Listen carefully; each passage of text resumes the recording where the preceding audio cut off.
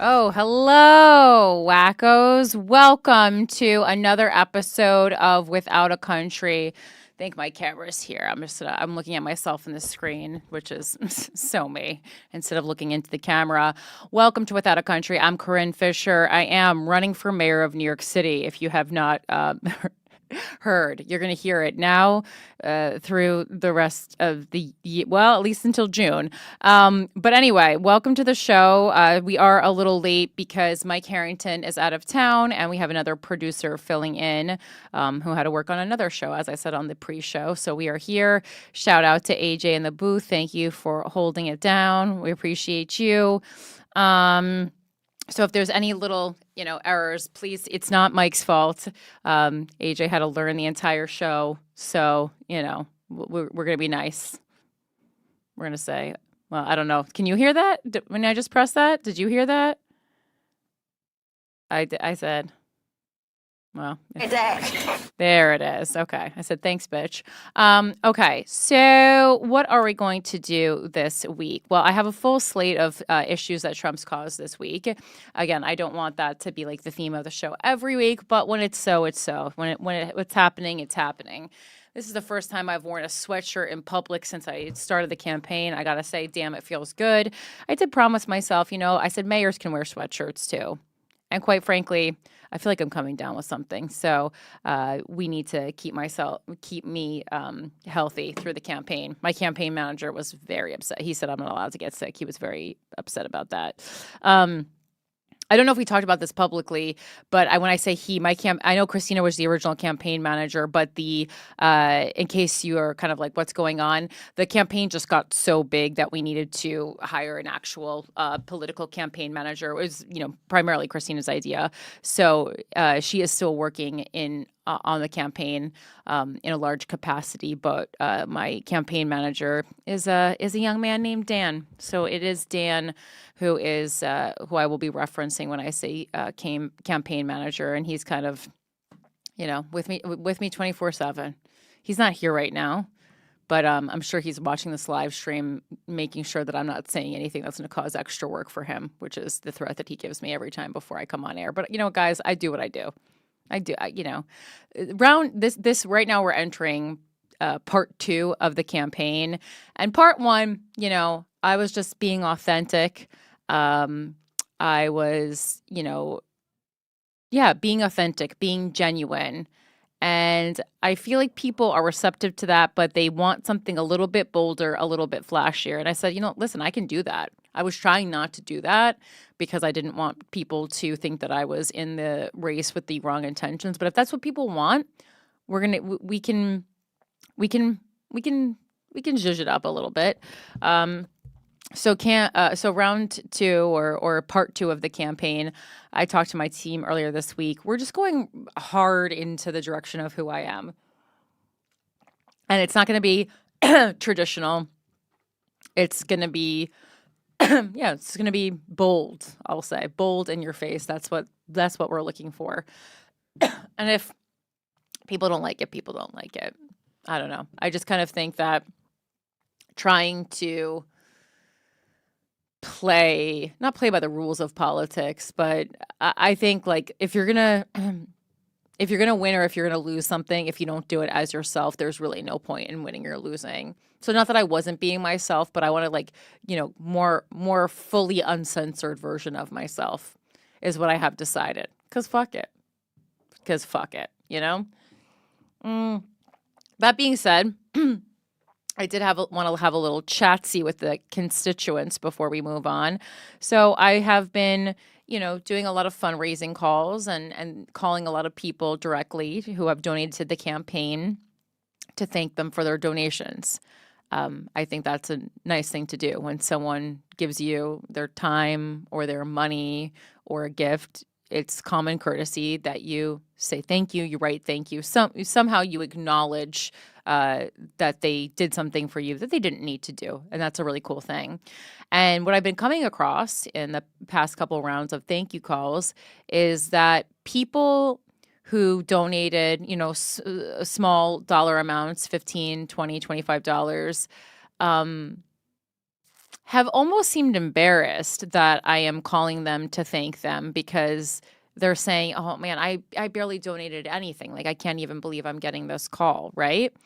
And so I just wanted to have a little PSA right now to say, I want you to scrub that from your brain. I want you to scrub that mentality from your brain right now, right? When I say that $10, $15, $20, $25 is important to me, it's important to the campaign, and it makes a difference, I'm not just saying that to come off as someone who wants to run a grassroots campaign. I'm saying that because I am running a grassroots campaign and I'm proud to be running a grassroots campaign, right? If we want everyone to get involved, we already have acknowledged the cost of living, especially in New York City, is way too damn high. And so I don't want to run a campaign where I'm asking people for hundreds or thousands of dollars each. That's not the kind of campaign I want to run. I want you to be able to donate an amount that you're not going to miss. I want you to donate less than you would pay for takeout for two. You know, that's what I want you to donate. I want you to donate an amount of money that you wouldn't miss. Part one. And part two, I want you to feel proud. I want you to feel excited. I think it's a really cool moment. It's a core memory moment the first time you donate to a campaign. That many people don't participate in politics in any way. You know, they don't vote, they don't so I find it to be really special that if this is your first time donating to a political campaign, or if it's not, but especially if it is, that I was the candidate who made you excited to donate. And I don't care if that was $10. In fact, I'm happy that was $10. That to me says I don't have a ton of money that I can let go of right now, but the little money that I have to let go of, this little extra income that I have, I could do whatever I want with it. I could buy myself a dessert. I could buy a coffee. I could, I was going to say see a movie. Certainly not. But I could maybe rent a streaming movie. Any of these things. That's an old streaming movie. And I chose to donate it to a candidate that I believe in. That's really meaningful. So scrub that notion of $25 isn't a lot, or $25 doesn't matter, or I'm embarrassed that this is even being acknowledged. I want everyone to scrub that out of their brains right now. That's not the mentality we have to have. I want you to be proud and excited and feel like you did your due diligence participating in democracy, because you did. And I think so many people haven't taken time out of their day to donate that $10, $15, $25 yet, because they're sharing that feeling. They're kind of like, oh, it's so little. I'd almost rather not even have someone see my name than see it next to $15. Scrub that right out of your head and be proud that you chose to donate to a political campaign with your $15. I think that's really, really cool. And I also think that the political machine wants us to feel like donating $15 doesn't make a difference. That helps them, right? But if all of us donated $15, we could have any candidate that we want to have running on an extremely high level campaign, running a really, really well-funded campaign. So that's just the talk that I want. That's my piece on the mayor's race this week, right? Scrub the notion of my money doesn't matter out of your head. And while you're at it, scrub the notion of my vote doesn't matter right out of my head. I'll say it every week. There's been a lot of bad stuff that I've uncovered in this mayoral journey. The one thing that I still 100% believe in is the power of every single individual vote. Do not let people make you feel apathetic towards voting or donating a smaller dollar amount. Both of those things can and will work, and have with candidates before. So that's it. Thank you to everyone who has participated. I appreciate you. If you have not participated yet, especially if it's because you feel embarrassed because you only have $10 to give, please wipe that from your brain. I want your money. I need your money, and I will use your money wisely. That's the thing on a grassroots campaign. We're using money wisely because we have to, because otherwise the campaign falls apart. So CorinneFisher.com, there's a donate button right there. U.S. residents or Americans living abroad can donate. Everyone else, there's other things you can do. And I appreciate your wanting to do it, but, we can't have other countries involved in the election, because then I would be no better than Eric Adams. All right, let's get into the stories for Without a Country. Let's go to our enemy of the state first. Oh, this guy, he's been my enemy of the state for a long time on this show. That's where enemy of the state. Perfect, thank you. All right, so enemy of the state this week, obviously it's Russell Brand. God, I mean, this guy, I have hated this man since I saw how he treated Katy Perry in the Katy Perry documentary. I think it would be a really interesting social experiment, maybe, to go back and watch the Katy Perry documentary now, if you haven't seen it, and just you can see the seedlings of Russell Brand turning into the psychotic Russell Brand that we know now. Okay, it's Katy Perry, Part of Me. It came out in 2012. I watched it when it came out. First of all, one of my favorite pop culture documentaries, pop star documentaries. It's a really well done documentary. But secondly, in it, you see the falling apart of Russell Brand and Katy Perry's marriage. And spoiler alert, it's not Katy Perry's fault. I guess it's her fault. I guess, no relationship is entirely someone's fault for the most part. But I don't think you're going to walk out of that being like, man, that Katy Perry is a villain. Maybe Katy Perry could make some better choices. But this guy is a monster. And I knew it in 2012, and I know it today. And you also can see it in so many of the characters he plays. Like the character that he plays in Forgetting Sarah Marshall, that's not a character. He's playing the character of a narcissistic asshole. That's not a character. They just called Russell. They just sat around and they said, who would play a good narcissistic asshole because they are a narcissistic asshole? And then everyone in casting was like, oh, let's get Russell Brand on the horn. This guy sucks. And it's very upsetting to me that I'm running for mayor right now because I really wanted to put on my curly-haired wig and use my accent that everyone is unsure where it's from because that's how Russell Brand talks, and do another one of my classic Russell Brand monologues, which is my favorite and only character that I play. I can't do that right now, but, I'm sure this won't be the last time he fucks up, so something to look forward to. This is from Fox News. It says, Russell Brand admits sex was main reason he bothered to become famous following sexual assault charges. The UK police charged Arthur Starr, no one even remembers that movie, Russell Brand with rape and sexual assault. Russell Brand admitted sex was one of his main motivations for pursuing fame days after he was charged with rape and sexual assault. Brand, 49, opened up about why he even bothered becoming famous in the first place while continuing to deny any non-consensual sexual encounters. And speaking of his classic monologues, if you go to his Instagram page, I think it's the first one. We played part of it on Guys We Fucked.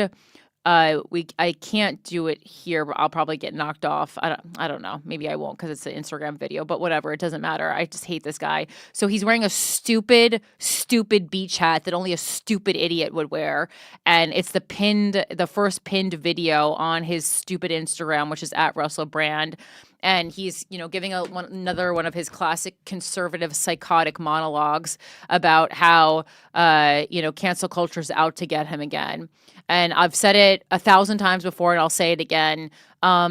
If you rape someone and people find out, that's not cancel culture. That's a crime. Thank you.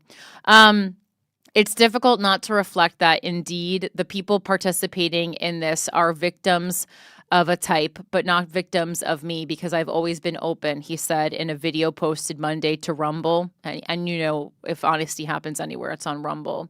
You can go and watch my stand-up comedy. You can read my book. What is he just promoting? He's hawking wares in his assault case. I couldn't have been more clear that I was out there having sex with anybody who wanted to.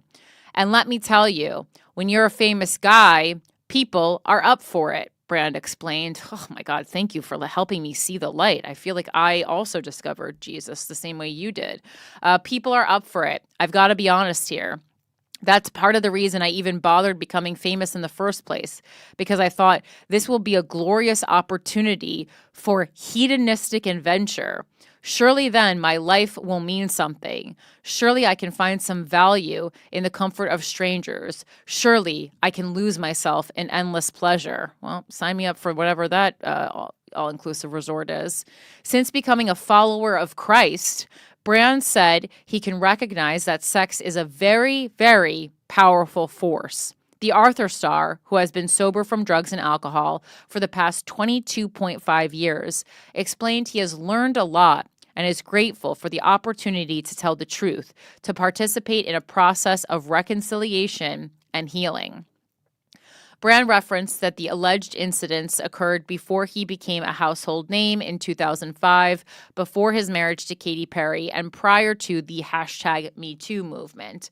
In the video, the comedian seemed to question why the allegations didn't come out then, claiming that the timing was pretty extraordinary. Again, this is a classic move that predators use. They always question the timing of when something comes out.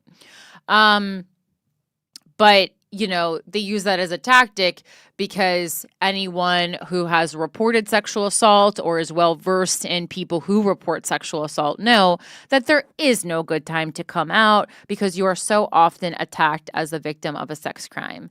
Thank you.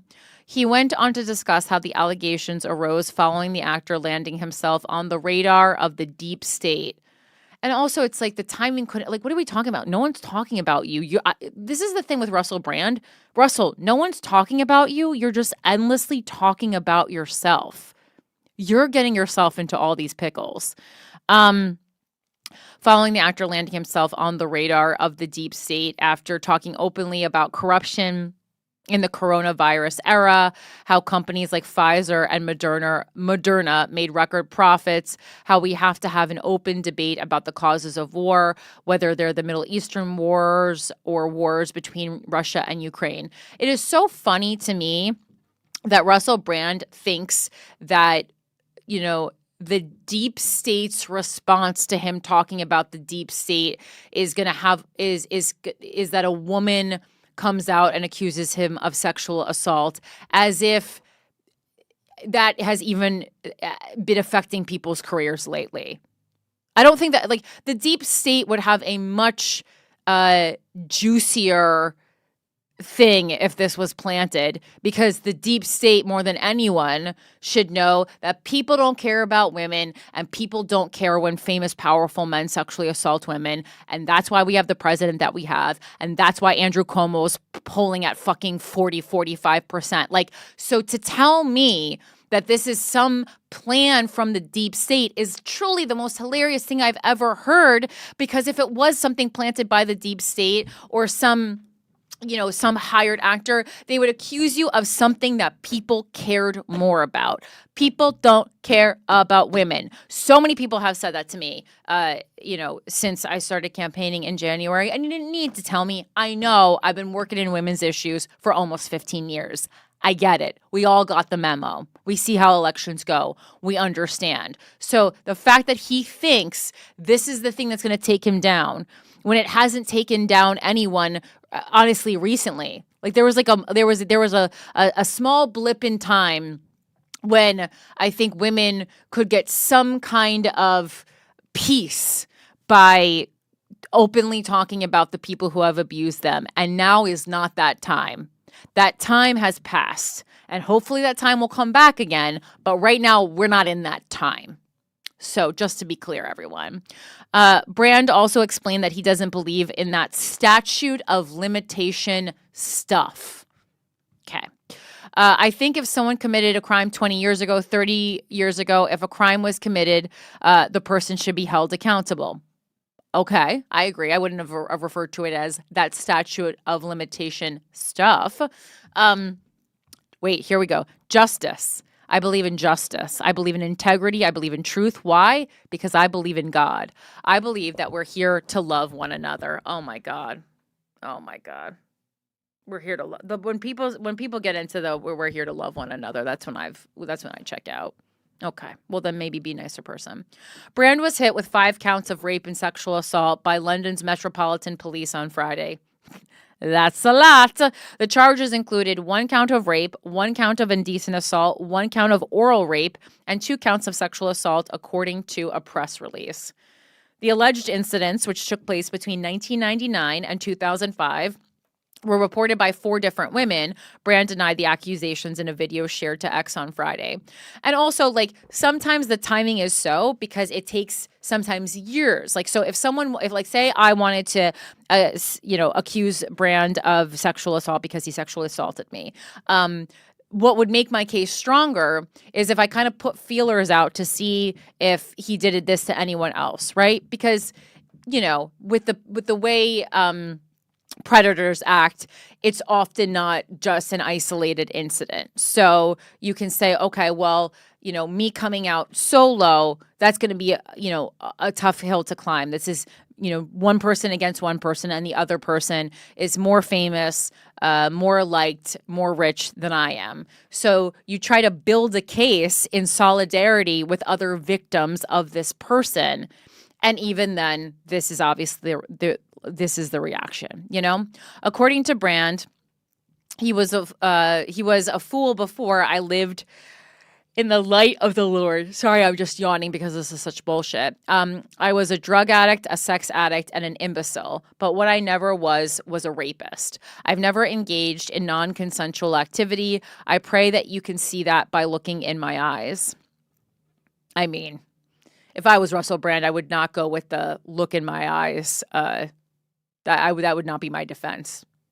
Have you looked in that guy's eyes? I mean, this guy is truly, if I said to ChatGPT, please create for me the most bullshitty, self-indulgent, nonsensical man that you can create, it would give me a picture of Russell Brand. Everything about him, his jewelry, the amount of buttons he buttons on his shirt, his hats, his accent, the way his hair falls across his shoulder. There's nothing about him that is not complete, calculated, fucking bullshit. God, I hate this guy. Of course, I'm now going to have the opportunity to defend these charges in court, and I'm incredibly grateful for that. Flip it, flip it.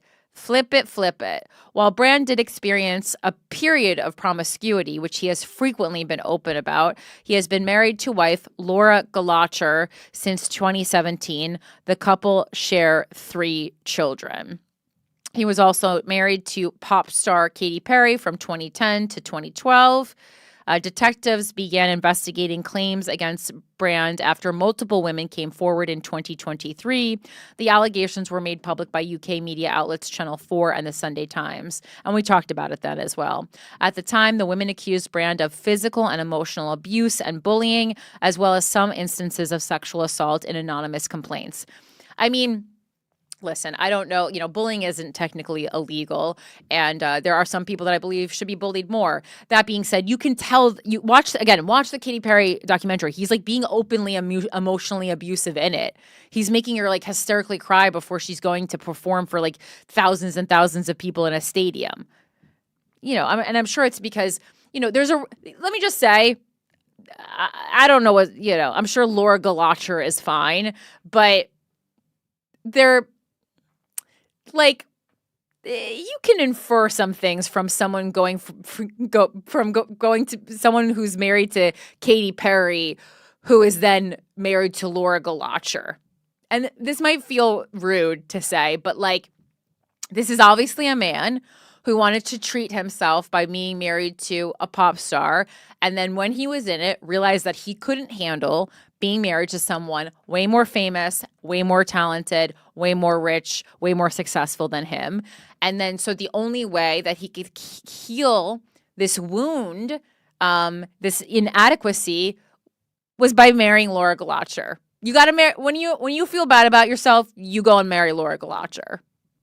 And again, I don't want to target specifically Laura Galacher, but if she's married to Russell Brand, I can't, for that, especially for this long, I really probably can't see her being a great person. Brand denied the accusations, stating his relationships were always consensual. The Forgetting Sarah Marshall star revealed he had been contacted by the media outlets about the allegations before they were made public. Amidst this litany of astonishing, rather Baroque attacks. Why does he talk like the clock from Beauty and the Beast? I hate this man. Are some very serious allegations that I absolutely refute, he said at the time. Brand said the encounters, which he claimed occurred during a time of promiscuity, were always consensual. I was always transparent about that then, almost too transparent. And I am being transparent about it now as well. What, like when R. Kelly told us that he had people trapped in a closet? What are you talking about? To see that, again, it's also like a misuse of the word transparency. People, like, yes, it's great to be transparent. I myself aspire to be more and more transparent every day. I want to be as transparent about the mayoral process. All this. I love transparency. I love when people engage in transparency. Sometimes I will say, with celebrities, you're being too transparent. Like, transparency is important when it comes to finances or government or things that affect us all. We don't need full transparency when it comes to celebrities. That's just weird. Like I don't need to know how much blood was on your tampon or whatever the hell. Just, celebrities are sharing too much, really. But I feel like some people Russell Brand have also weaponized the word transparency because they just like to say, well, if I just tell you everything I'm doing, if I'm open about all the bad stuff I've done, then it's not bad. Yeah, no, that's not true. That's not true. Again, we've heard these stories of people being rather transparent, R. Kelly, and assorted other people about their misdeeds. That doesn't mean that everything is all fine and dandy. To see that transparency, oh my God, he used his favorite word again. Though he uses my favorite word that he uses again. To see that transparency metastasized. This man, like if I was dating Russell Brand, first of all, fucking punch me. Second of all, I would know this guy was lying to me anytime he uses the word metastasize. So to see that transparency metastasized into something criminal that I absolutely deny makes me question, is there another agenda at play? He's been using this tired thing for years. This guy thinks he has like the power in government of Elon Musk. It's actually hilarious. It's hilarious. What an absolute megalomaniac. All right, so that is my enemy of the state. Enemy of my life. I hate that guy. All right, moving on. Oh, and we'll move on real quick to our Patreon. I just want to say thank you so much to our newest capitalist pig, Sierra Donovan. Thanks for joining the Patreon. You can go to patreon.com/withoutacountry if you want to get one exclusive video news story every single week. Really super fun. You are supporting this show. You're paying the producers and everything. It's really it's a great space if you want some extra content. You can do a $6 tier, an $11 tier, or well, this is not available right now because I only do one. But shout out to our dictator since day one, Hannah Pendergrass. Hannah Pendergrass, shout out to you for being so consistent, so supportive. Also, if you're in the Chicago area, you guys, you want to hit up Hannah. She's an amazing colorist. Hannah Pendergrass, Color and Extensions. I had this link because I also thought, and Hannah, I didn't run this by you, but hopefully this is okay. So I want you to go and make an appointment. If you need a new look, warm weather's coming around. Maybe you want to be a blonde. Maybe you want to have long pink hair. Maybe you want to put tinsel in your hair. That's all the rage now. Again, if I wasn't running for mayor, I'd have tinsel all in my hair. All these things, Hannah can hook you up. She uses great products that are good for the environment and good for you. She's located at 1809 West Chicago Avenue in Chicago, Illinois. Look that up. Her phone number is right here on Google. She has a perfect 5.0 rating on Google. Very hard to achieve. As a fellow business owner, I know that means she must be doing quality work. And make sure if you go and use her services that you then go and leave her a 5-star review. Because that really helps. That really helps a small business owner. So make sure to do that. Check her out. Hannah's the absolute best. And, you know, what's cooler than getting your hair done by someone who is not only a small business owner, but also a wacko? Okay? That's cool as hell. Moving on. Now we'll move on to girl.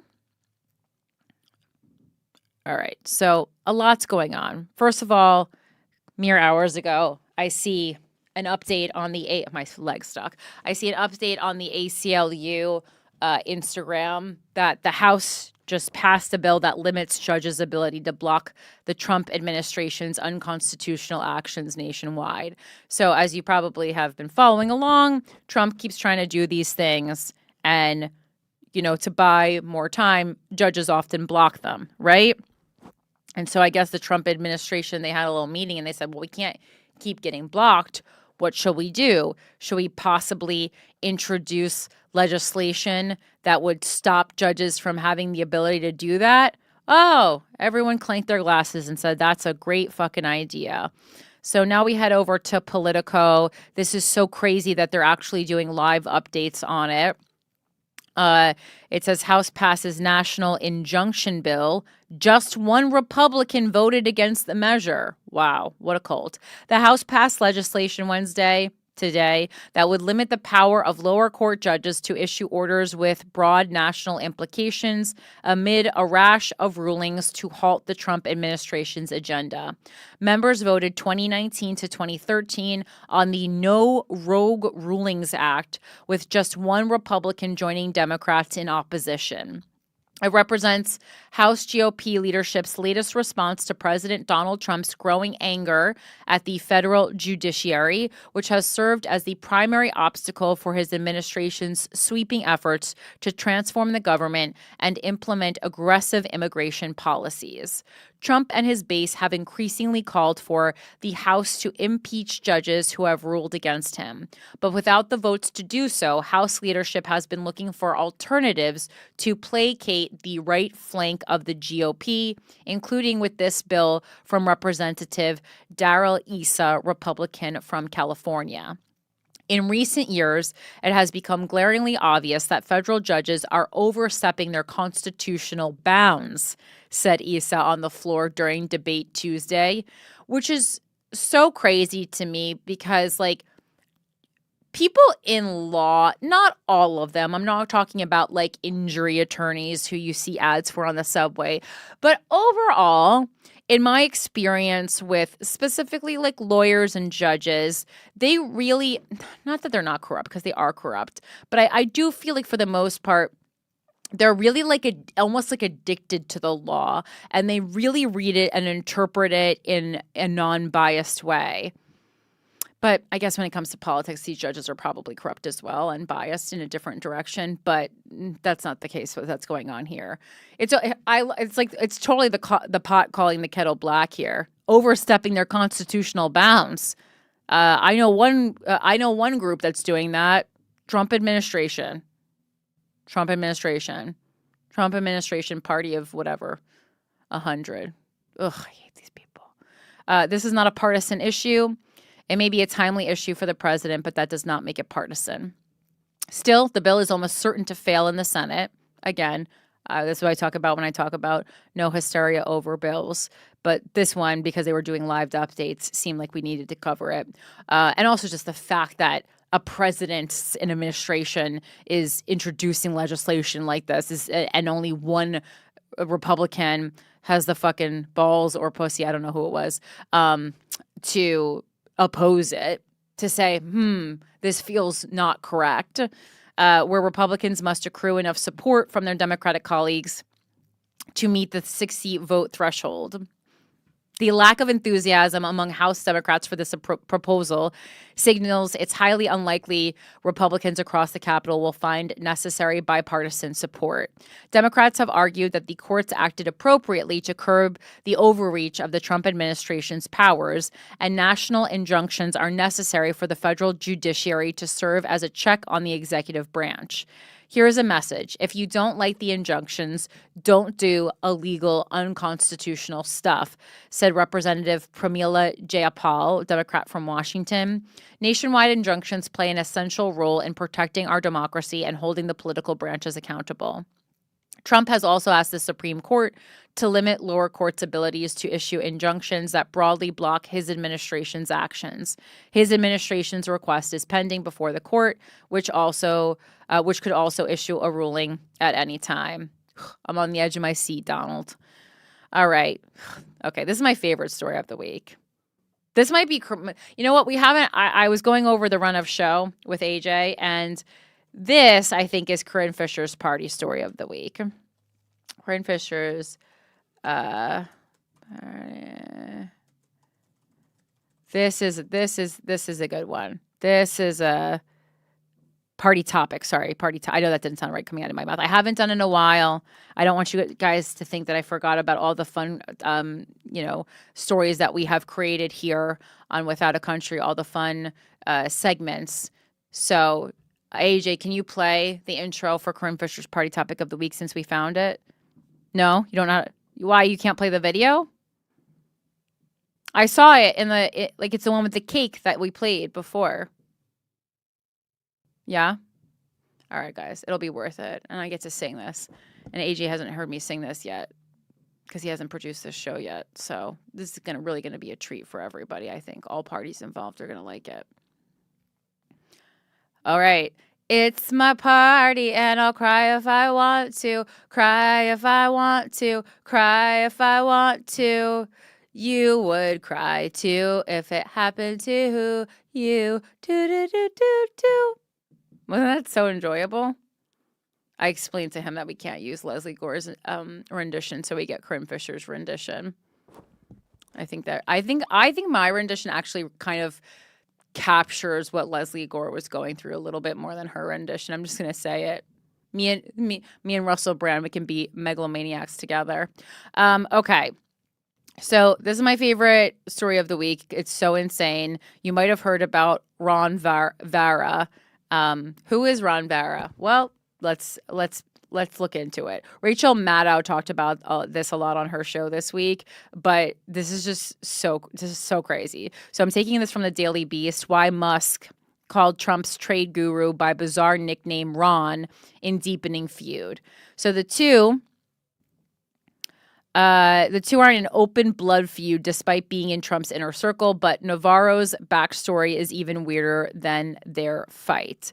So Donald Trump's tariff guru, Peter Navarro, was mocked with the bizarre nickname Ron Vara by Elon Musk on Tuesday. And the reason why is even weirder. And when they say weird, I think what they really mean is fucked up, corrupt, insane.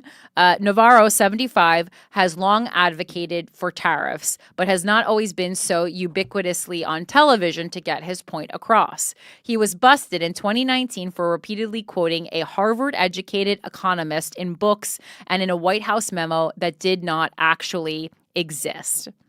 The economics expert Ron Vara was revealed to be Navarro's alter ego. He's a regular Nicki Minaj over here. The name is even an anagram of his surname.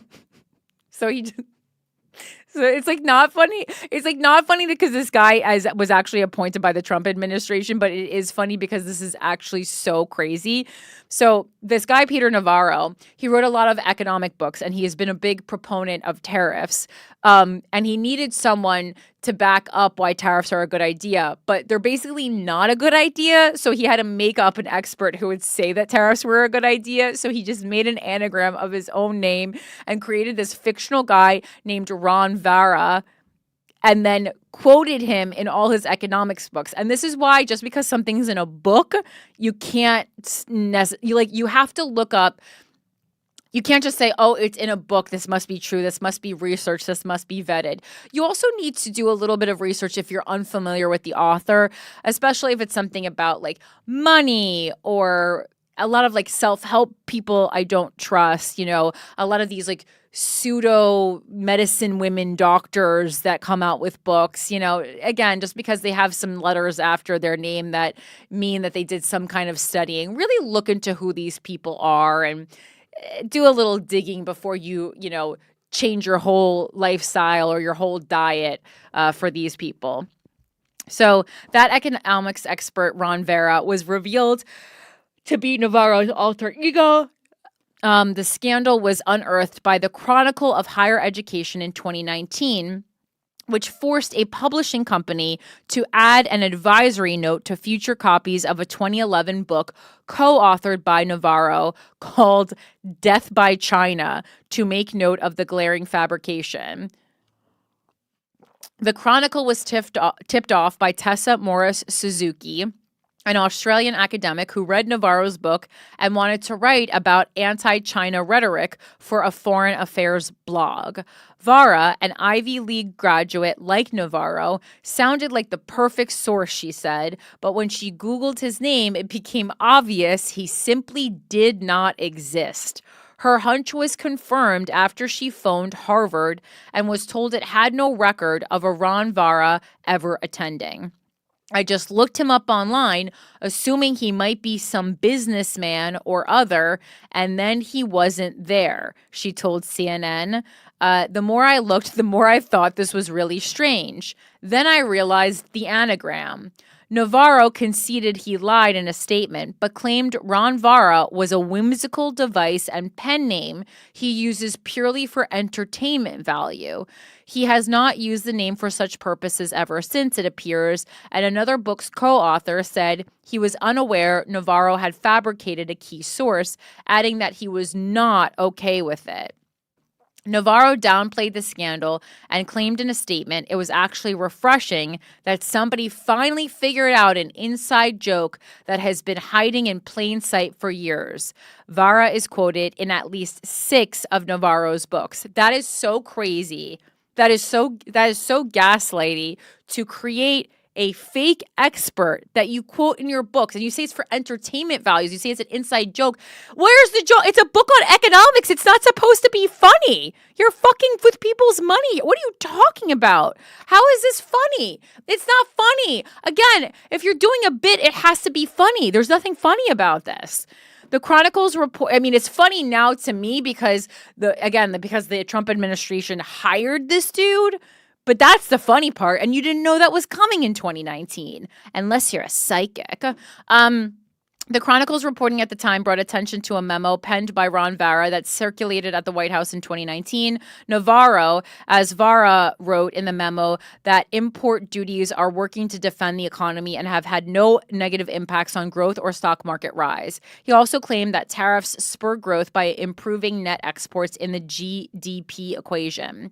He also wrote the Trump administration should get uncertainty out of the market by announcing no deal until after the election and ride the tariffs to victory. That memo was from Trump's first term, but MAGA 2.0 appears to be operating off the Ron Vara playbook yet again. Navarro's deceit went viral this month after MSNBC's Rachel Maddow grilled the Trump advisor in primetime for resorting to an alter ego to convince his peers and perhaps the president to heed his advice. Navarro invented Ron Vara as his expert source so he could quote this expert source over and over and over again in his crackpot books, she said. Also, if you're doing multiple books about the same topic and you are only have one expert to continually cite, it makes me think, number one, why am I reading a book by Peter Navarro and not Ron Vara if, all his information comes from Ron Vara? And then number two, it's well, if only one expert agrees, this actually probably isn't a great idea, I said, even to believe a news story, I feel that you need to have 2 sources cited. So if you are proposing something like tariffs and you're doing multiple books on it, I would want to hear from more than just one expert in the area. Who is Ron Vara? Ron Vara is an anagram of Navarro. Sorry, I'm so tired. Which is his last name. I mean, my name anagrams to Macho Watler, but I don't see myself trying to talk you into doing what Macho Watler wants, right? That segment has Ron Vara's legend resurfacing at unpleasant time for Trump and Navarro as they try to justify the need for tariffs as the markets and as the result, Americans' retirement portfolios take a heavy beating. Even Elon Musk, another top advisor to Trump, has used the alter ego as a way to poke holes in Navarro's credibility as the pair clash over tariffs. Navarro alleged in a Fox News segment that Musk's opposition to tariffs are because the Tesla CEO is a car salesman dependent on foreign parts to make a profit. Musk says not so much. By any definition whatsoever, Tesla is the most vertically integrated auto manufacturer in America with the highest percentage of U.S. content, he posted Tuesday. Navarro should ask the fake expert he invented, Ron Vara. That insult was somewhat tame compared to the world's richest man's other posts about Navarro on Tuesday. Musk also posted Navarro was dumber than a sack of bricks and called him Peter, and this is in quotes, Peter Retardo, in an apparent reference to the slur retard. I like that I like that the Daily Beast felt the need that they needed to break that down for us, that we wouldn't get what Peter Retardo was referring to. But thanks, Daily Beast. You're woke as hell. I also want to point out that, oh God, there's another funny part to this story. I think... Wait, so was it Jared Kushner, his son-in-law? Kushner. So I think... Okay, yes. So this is the story, right? So the other part of this story that's really funny is that I think it was the first term, Donald Trump was like, yo, we need to get some cool fiscal policy to sell to people, for this election. So he told his son-in-law, Jared Kushner, he was like, do some research and like kind of find out some cool policies that we could be, work with. So Jared Kushner goes to Amazon.com and he starts looking up books about finance. And that's how he discovers Peter Navarro. He finds the Death by China book, I believe it was, by Peter Navarro. And he's like, oh, this guy looks good. He looks like he, wrote a lot of cool books. Like, I don't know. I believe he didn't even read the books. He just truly looked at the titles on Amazon.com, which is actually less research than I think anyone has done for anything ever that was important or even non-important. Like, I do more research before I buy a sandwich from a sandwich shop than Jared Kushner did for the Trump administration's fiscal policy on tariffs. But okay. And so they like cold called Peter Navarro and they were like, hey, do you want to come and work for the Trump administration? We love what you're saying about tariffs. We think this would be a cool idea to sell to the kids. And that's really how our government is running right now. So, when people say, Corinne, why are you running for mayor? You don't have any political experience. I think I'm just gonna say, well, it's okay with me and it's okay with Ron Vara. So that's what we're working with right now. Wait, can you read that to me, AJ? It says, I can't read the smaller text, but it says Death by China. And then what does it say underneath?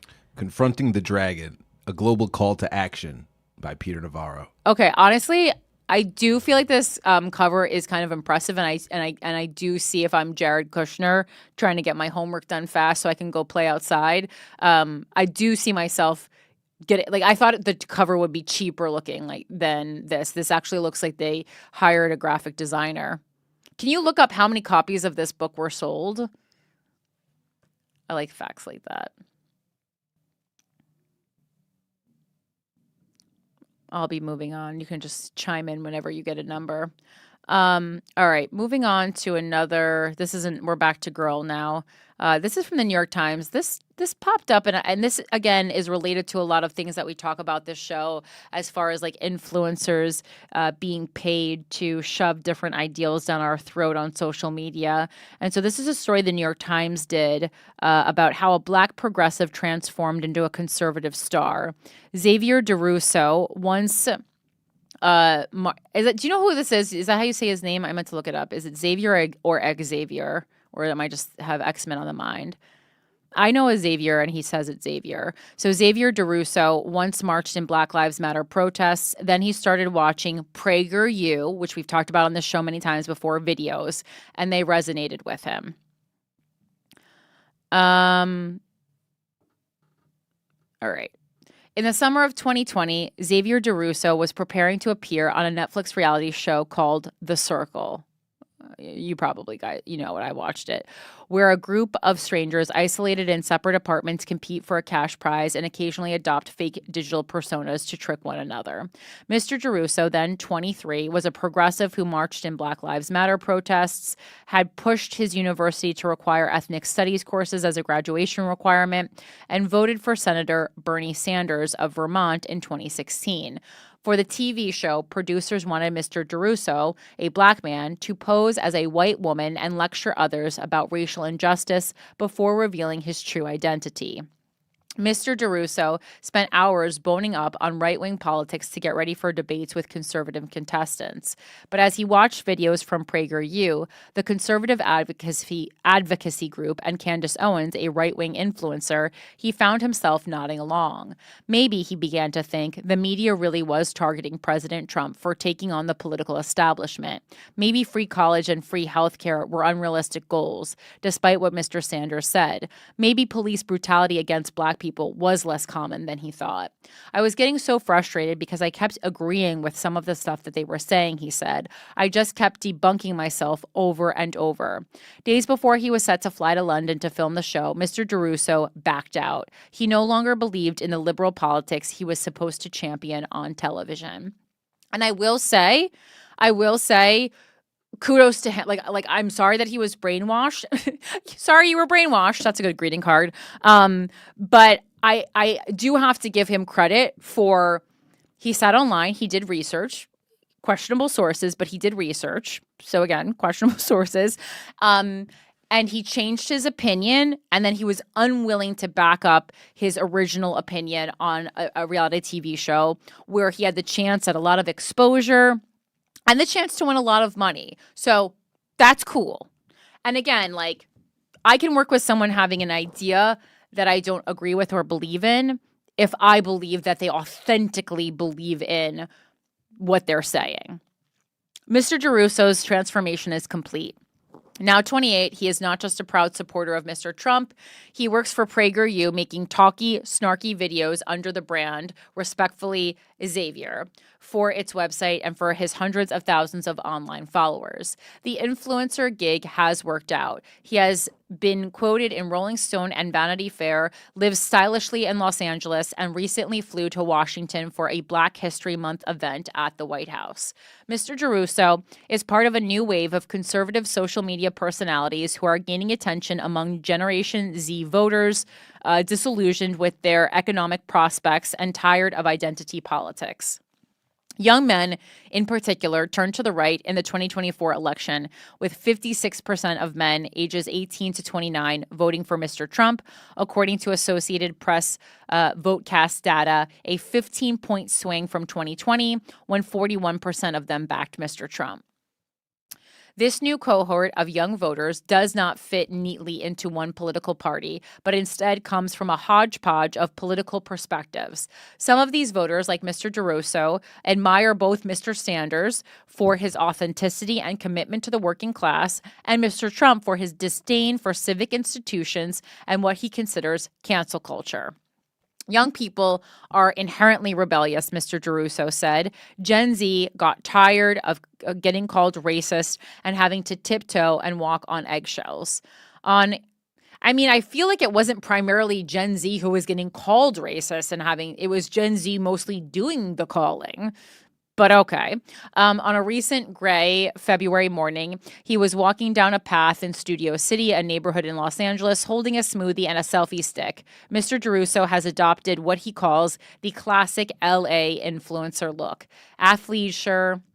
Sorry, that came out of my mouth weird. Athleisure and bleached blonde hair accessorized with a $21 green Erewhon smoothie, reasoning that it will appeal to young people. Looking and sounding like a liberal while speaking conservative values, he said, and making people realize, oh, I don't have to be an old, rich, white Republican in order to align with some of these values. That day's video, part of his Walk With Me series, would be aimed at liberal online critics who might say Republicans would never welcome an outspoken black man like him. They are not entirely wrong. It's true, Mr. Geruso said, that some on the right sneer at his persona and his efforts to broaden the MAGA coalition to include voices like his friend Amber Rose, the model and OnlyFans star who spoke at the Republican National Convention last summer. Mr. Geruso, who had bumped into her at Erewhon that morning, said he had helped her rehearse for her convention speech. Still, Mr. Geruso said he has been welcomed by many others in the MAGA world, and he is a member of the Republican National Committee's Youth Advisory Council. And I want to look at that sentence right here, right? To say that, you know, he's basically saying for the most part, he has been welcomed by many people in the MAGA world. And this is what conservatives do right that Democrats have still failed to do. When someone says, no matter what their background is, no matter what their experience level is, when someone is like young, fresh, has new ideas and says, hey, or even when they're older, but especially when they're young and fresh and have interesting in quotes ideas, says, I want to get involved, even though I don't have a ton of experience in this area. MAGA and conservatives in general welcome them with open arms. And I think that's a really, really smart tactic because it just enables them to broaden their party. And it's why they have more numbers. Whereas the Democrats are much more gatekeepy. They're kind of just like, well, are you liberal enough to be a liberal? Are you Democratic enough to be a Democrat? It's very much like you can't sit with us because you don't have a master's degree energy. And we cannot have that. This open arms energy, it's why conservatives are getting, you know, it's why that 15-point bump happened that we just talked about in the paragraph before. And he said that his peers in the movement appreciate that he sees nuance in issues like race where many other Republicans do not. And also, let's not, you know, tiptoe around the fact that conservatives absolutely love it when they can get types of people that liberals think we own, and I actually do think that is the appropriate word because it's disgusting on our end too, like groups of people of color, women, the queer community, groups that the Democrats think they truly own and oftentimes wag their finger at when they are not, you know, Democrats, is you know, so Republicans absolutely love it when a person from one of those groups goes conservative because they go, oh, we got this is our poster boy now, you know. And he said that his peers in the movement appreciate that he sees nuance on issues like race where many Republicans do not. I'm anti-DEI, he said, referring to the diversity, equity, and inclusion programs ridiculed by the right. I mean, this is the same energy as when a woman says, I'm not a feminist. No one likes this. I mean, the right likes it, but it's very much pick me energy. It's very much like, I can be cool. I don't even care about being included. Like, I don't care about people like me being included. I only care about me being included. Yuck. But if any time a black person wins an award, you say it's DEI, you might just be racist. Well, that I agree with. The purpose of that day's video, though, was not to discuss racism, but to own the libs. Conservatives are never going to accept you, Mr. Geruso began, imitating what he says liberals say about you as he frowned into the camera. I'd rather be as lonely as Cardi B's last brain cell than surrounded by weakness. Now walk with me. Also, like, Cardi B is very smart. Just because she doesn't, maybe, like, you don't like the manner in which she expresses herself, Cardi B is not dumb. She really isn't. She knows what's up. He paused for a sip of smoothie. There is nothing appealing about being liberal, Mr. Geruso continued, cranking up the outrage. I don't want to be on the side with neutered men or women bragging about aborting babies like it's a Call of Duty kill streak. That's not really happening. It was a typical moment for him, edgy, provocative, and glib. Asked later whether he really believes liberals boast about abortions, Mr. Geruso said he did, though he acknowledged having used some hyperbole. I feel like every time I tell a joke, there's some truth in it, he said. Oh, yes, the blurred line between politics and comedy arises again. Like, that's like what's so interesting to me. It's like, I think I've been pretty clear in drawing the line between, when I'm being a comedian and when I'm being a politician. And I really haven't been a comedian for the past several months. I mean, obviously, I talk a little bit more colloquially on this podcast than I do in my campaign content. But I love that now people who are, fully in the world of politics, fully political commenters, like they are now saying like, oh, well, I was like joking for part of my political video. Which is dangerous because we now know how many people are getting their political information from podcasts, from Instagram content, rather than from traditional news sources. And I think that, this person, he spoke earlier, I believe, about, integrity. Like, if you have integrity, you have to realize that there is a responsibility that you have then to make it very clear when you're joking and make it very clear when you're delivering information. Yes, I know factually that there are some liberal women who brag about that. Do I think the average liberal woman does? No, it's a more extreme thing. Well, Fox News template right there. Let's find the most extreme instance of something, even though it only happened once, and make it seem like it happens every day. The MAGA cultural movement is nasty, liberals say, with conservatives freely using slurs to describe gay people, disabled people, transgender people, anyone the right considers weird. Let me just stop right now and say that this happens on the left too. And I'm not even like saying like liberals use very loose language in the privacy of their own homes and amongst friends. So to act like this is something, things like,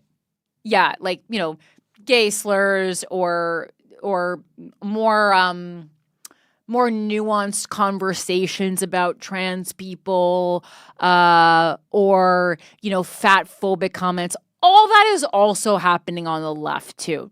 Just know that. I don't want to say that it, yes, yes, people on the left aren't speaking openly using that kind of language, but they're still using that kind of language. And again, it's almost more fake when you only use it in some spaces. A widely read news, because it's like because then to me it's saying you acknowledge that it's wrong, but you continue to use it. Whereas if you're using it openly, well, there's two ways. If you're using it openly the way the right is, you're either using it to be an edgelord, or you're using it because you truly don't believe it is as harmful as the left has convinced us it is.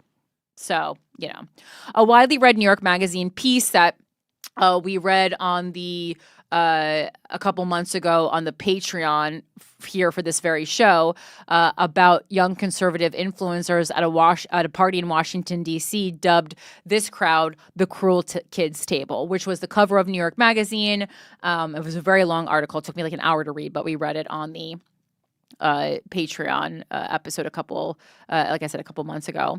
Some on the right said the article unfairly portrayed the group as racist and lacking diversity. Mr. Geruso, who was at the party, was not thrilled with it either, but he also blamed some of his fellow guests. You don't go up to a reporter and say wildly reckless racist jokes, as some at the party did, he said. If that's your sense of humor and your dark humor, don't do that in New York Mag. Do that with your friends.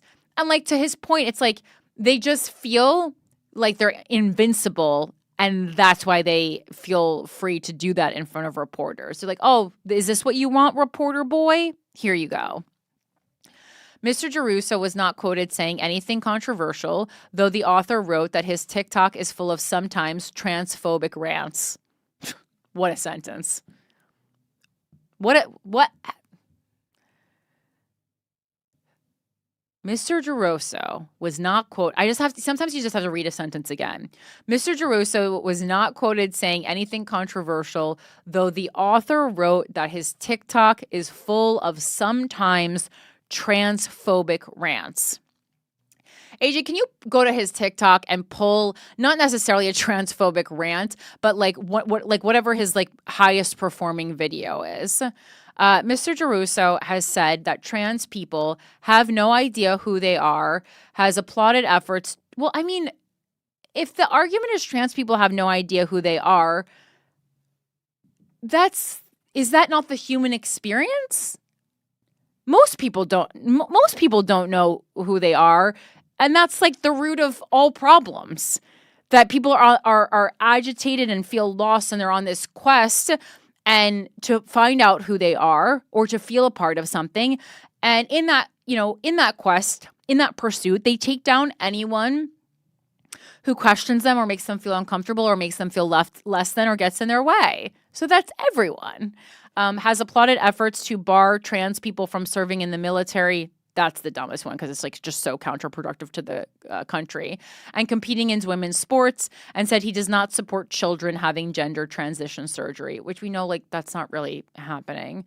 Some of them are going on medicine, but they're not having like their genitals taken. Like that's just not really happening. He acknowledged he was sometimes harsh when talking about the trans community, but said it was unfair to call him transphobic. He said he was primarily concerned with protecting women's spaces and with the consequences of children having irreversible surgery. Still, which also things I'm concerned with, okay? I just don't think the burden is really specifically on the trans community. Still, controversy leads to more eyeballs, which led to more dollars. Mr. Geruso wouldn't say how much money he earns, but he has an enviable lifestyle, working out at Equinox and dining at expensive restaurants. You know what? I'd rather just not be a piece of shit and work out at New York Sports Club. Put it on a t-shirt. Call me crazy. Mr. Geruso's viewers on social media sometimes wonder in their comments whether he has carefully crafted his transformation story just to get attention and an income, which is quite possible. It doesn't seem like because of the story with him turning down the circle, which is the circle is actually like known to really like help bump your career at the beginning of it. Unless he had already contacted PragerU and made a deal and they were like, hey, don't perform on the circle and we'll give you a deal here. That is also possible. We got to read between the lines here. All right, let's pause real quick. AJ has found. So how many views does this TikTok have, AJ? This particular video has 2.2 million views on TikTok. And how many followers does he have on TikTok? Oh, you don't know? Sorry, I'm making you flip between screens. Okay, so we'll watch this first. And in the video, for those listening, he does have an Erewhon smoothie. I have had one. I did have the Hailey Bieber smoothie. It's the only time I've ever it's the only time I've purchased an Erewhon smoothie. It was quite good. And honestly, like a $19 smoothie isn't even that crazy, because a lot of times when I go to the smoothie place near me on the Lower East Side, like we're all like, oh my God, a $19 smoothie. Well, when I get a protein shake at the place that I go to, that's not, if it's not the bodega, like the bodega, you can get one for like $10, but the actual smoothie place, I'm spending like $14. So like, is it that crazy? It actually isn't. I'm not saying that's good for culture or life or cost of living, but I'm just saying like, it's not that crazy. It is good. I wouldn't buy one every day. Could get one once a week as a treat or something. All right, go ahead. So a trans woman, oh boy, on TikTok dear. just said to me, and I quote, "Bleaching your hair won't turn you into a white man." Girl, you don't want to play that game. So a trans woman. Okay, so it's kind of like this gotcha. Just said to me, and I quote. He's implying that, that's crazy that a trans person said that to him, a trans woman. I mean, that's not great commentary from either parties involved, I would say. But he did make like a I gotcha sip out of the Erewhon smoothie when he made that point and like kind of like peered out from his sunglasses, and I don't like that. I don't like when adults are too cutesy for their own good. Quite frankly, I don't like even when kids are too cutesy for their own good. Just be regular. All right, Mr. DeRusso's viewers on social media sometimes wonder if it's all fake, whatever. He said he understood the skepticism, but insisted the change was legitimate and painful. It destroyed relationships with his friends and family, he said. Well, I bet. MAGA culture is now is hot, Mr. DeRusso said. Everybody wants to be a part of it. I wouldn't go that far. But not long ago, you were exiled from society. Mr. DeRusso's social media content, that was hilarious. Content is a potpourri of pop culture and right-wing politics. Though his political takes sometimes deviate from the MAGA script. He praises Mr. Trump, mocks Kanye West, fact-checks Elon Musk, celebrates Beyonce, assails pro-Palestinian protesters, compliments Representative Jasmine Crockett of Texas, a rising Democratic star, and gleefully calls for deportations. Several hours after filming his Walk With Me video, Mr. DeRusso dined on the rooftop of the Waldorf Astoria, Beverly Hills, with his friend Emily Wilson, another Democrat turned MAGA influencer. She said her conservative transformation began after she lost her job during the COVID pandemic and began criticizing mandatory lockdowns on social media. Now she courts controversy and attracts attention on her podcast called Emily Saves America. Ms. Wilson, 31, said the left's policing of speech and scolding tone reached an extreme in 2020 amid racial justice protests and debates over vaccine requirements and mask mandates. The way I felt is probably how young Americans feel. I felt like I was literally bullied into a corner for the past 4 years, she said, peppering her comments with expletives. You just have to tiptoe. Don't make a racist joke. Oh, don't be misogynistic. Oh, call them by their pronouns. You get to a point where you feel like you're going to explode. It's so funny because I actually am on her side at the beginning of this paragraph, right? When she says, I felt like I was literally bullied into a corner for over the past 4 years. Like, I understand. Like, I have experienced that myself as a person on the left, by the left. I feel like if you don't say everything exactly the way that people on the left want you to say it, they do attempt to bully you into a corner, right? And then she completely loses me when she says the reason she's getting bullied is because of her use of racism, misogyny, and her inability to simply treat people human by using their preferred pronouns. It's not a big you could think it's dumb in your head. You could think no one's doing a brain scan to see if you think it's dumb or not. Think it's dumb in your head. But like, if it means that much to someone, whatever, just fucking call them by their, it's not a big deal. Like what?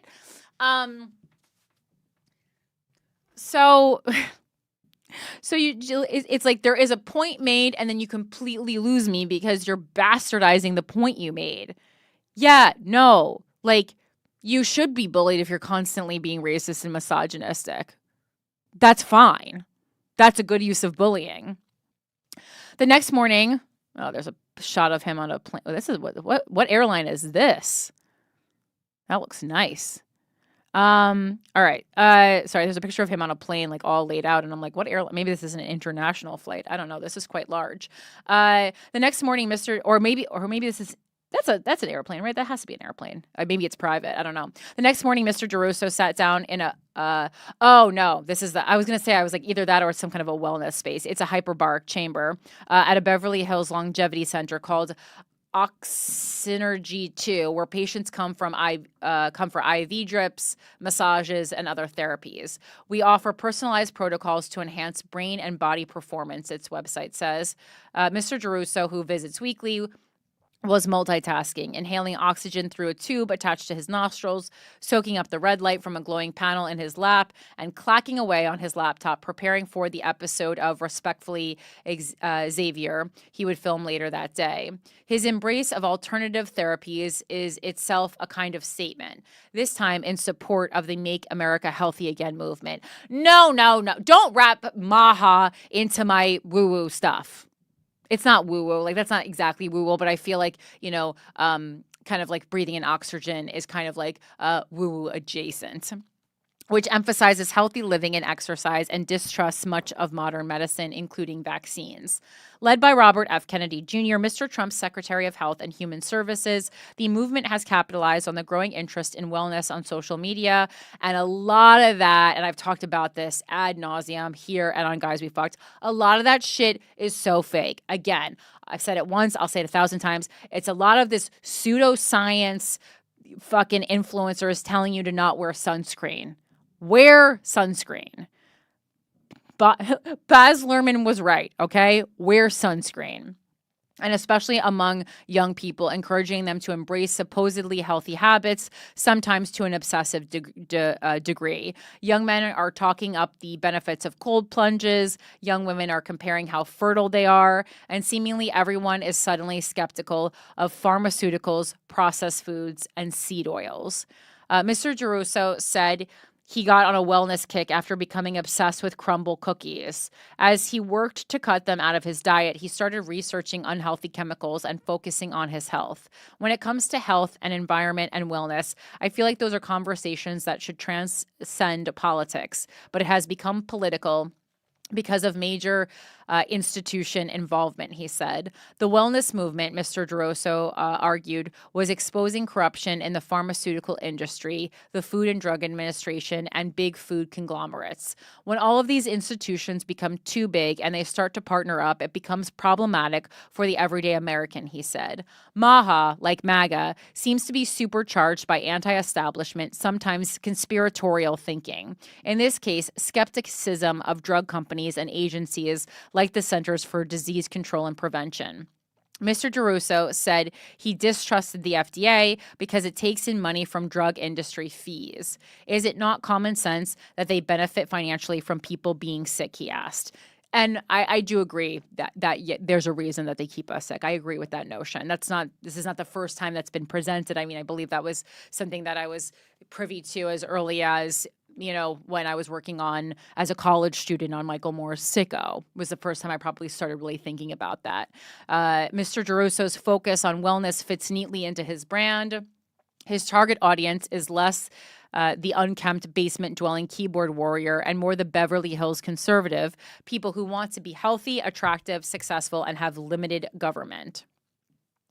The son of a factory worker and a truck driver, Mr. Geruso was born on the south side of Chicago. When he was 2, his parents moved the family to rural Pontiac, Illinois, to keep his siblings from getting involved in crime, he said. Growing up, he said he often felt too black for Pontiac, a predominantly white conservative town, and too white for Chicago, where he spent many summers and where his grandmother still lived. But he was active in Pontiac, playing football, running track, attending church, and graduating from high school as co-valedictorian.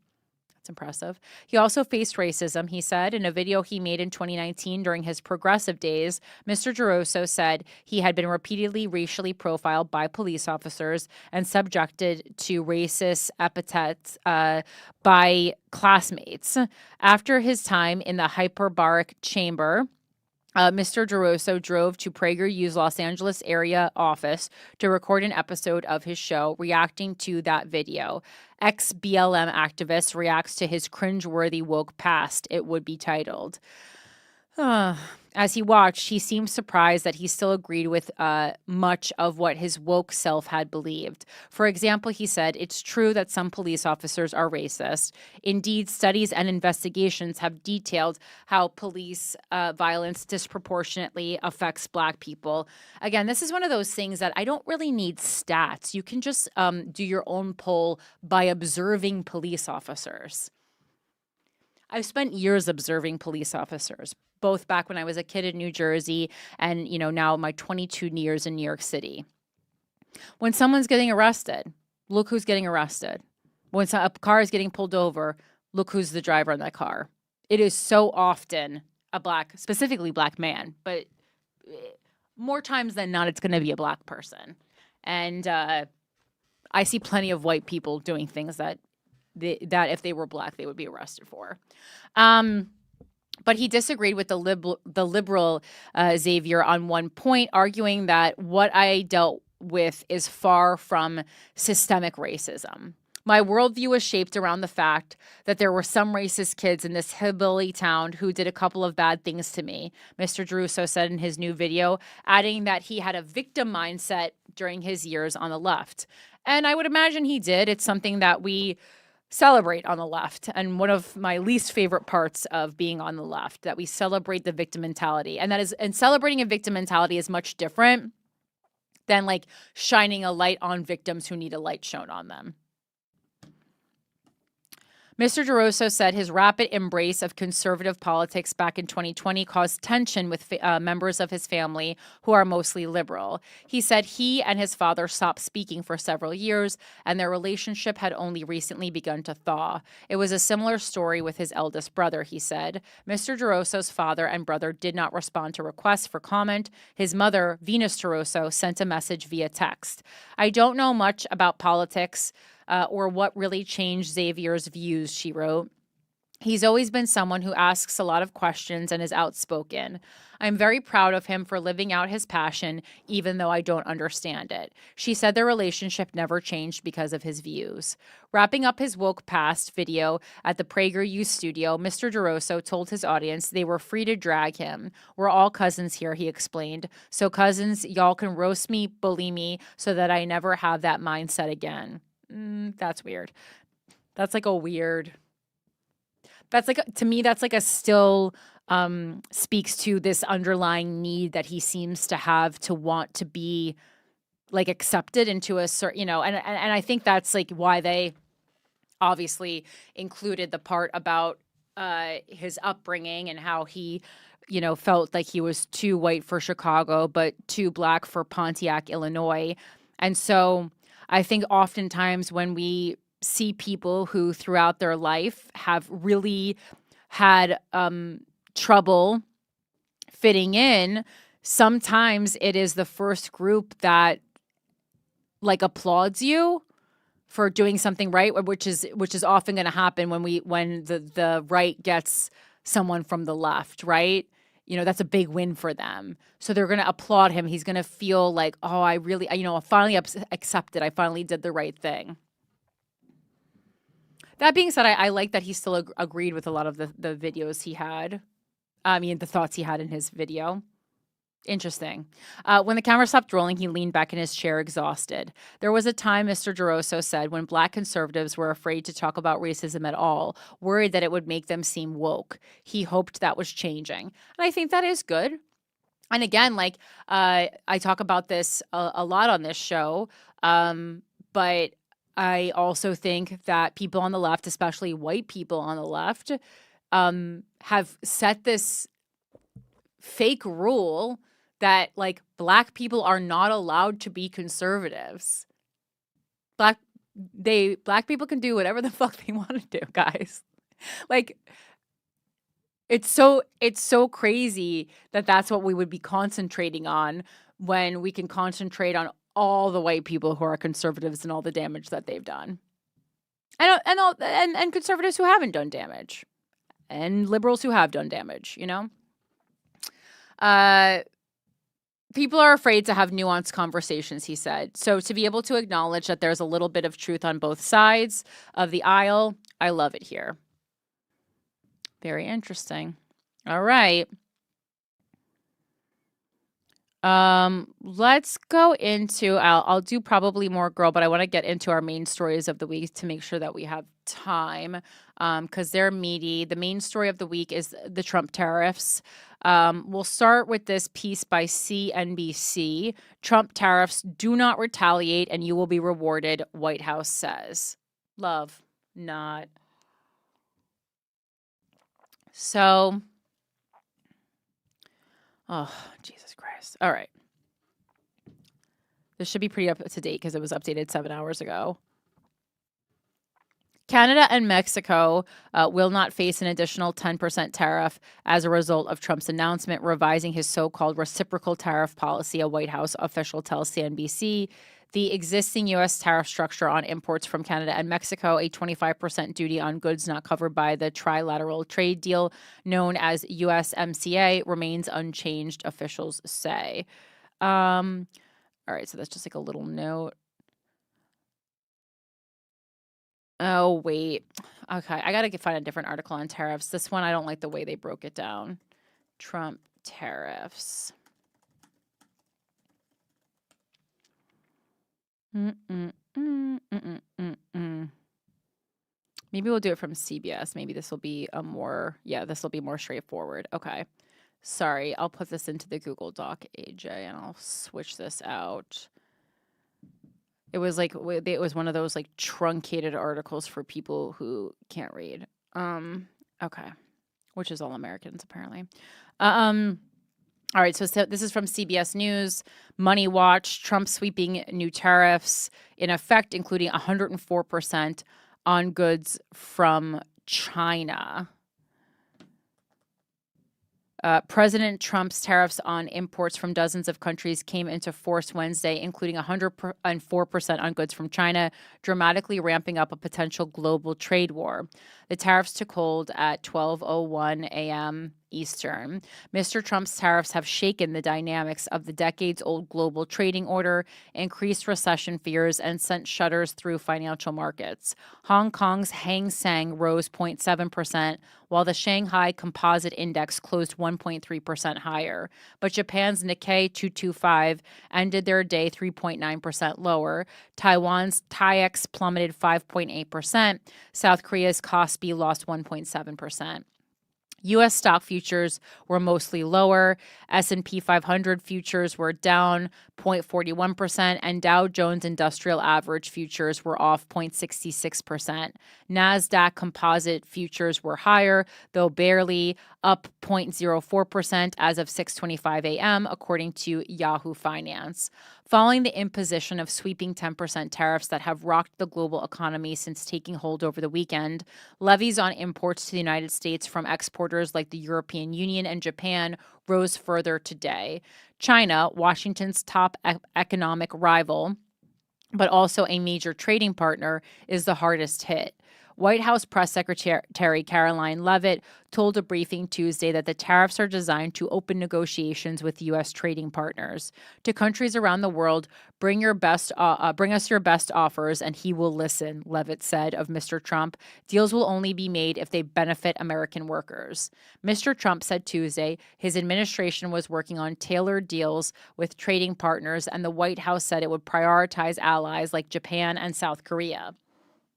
His top trade official, Jameson Greer, told a Senate panel Argentina, Vietnam, and Israel were among those who had offered to reduce their tariffs. The president told a dinner with fellow Republicans Tuesday night that countries were eager to reach agreements. But Beijing has shown no signs of standing down, vowing to fight a trade war to the end and announcing and promising countermeasures to defend its interests. What are you looking at me for? Did I say something wrong? Oh. On Wednesday, China's Commerce Ministry said that the country has a firm will and abundant means to fight a trade war with the U.S., adding that Beijing would resolutely take countermeasures. State news agency Xinhua quoted the ministry as saying. Still, a white paper shared by Xinhua Wednesday took a more conciliatory tone, saying China and the United States can resolve differences in economic and trade areas through equal-footed dialogue and mutually beneficial cooperation. Mr. Trump originally unveiled a 34% additional tariff on Chinese goods. But after China countered with its own tariff of the same amount on American products that's due to take effect Thursday, the president added another 50% duty. Counting existing levies imposed, this is so crazy, imposed in February and March, that takes the cumulative tariff increase on Chinese goods during Mr. Trump's second presidency to 104%. He has insisted the ball is in China's court, saying Beijing wants to make a deal badly, but they don't know how to get it started. The president says his policy will revive America's lost manufacturing base by forcing companies to relocate to the United States. But many business experts and economists question how quickly, if ever, that could happen, warning of higher inflation as the tariffs raise prices. Mr. Trump said Tuesday the United States was taking in almost $2 billion a day from tariffs.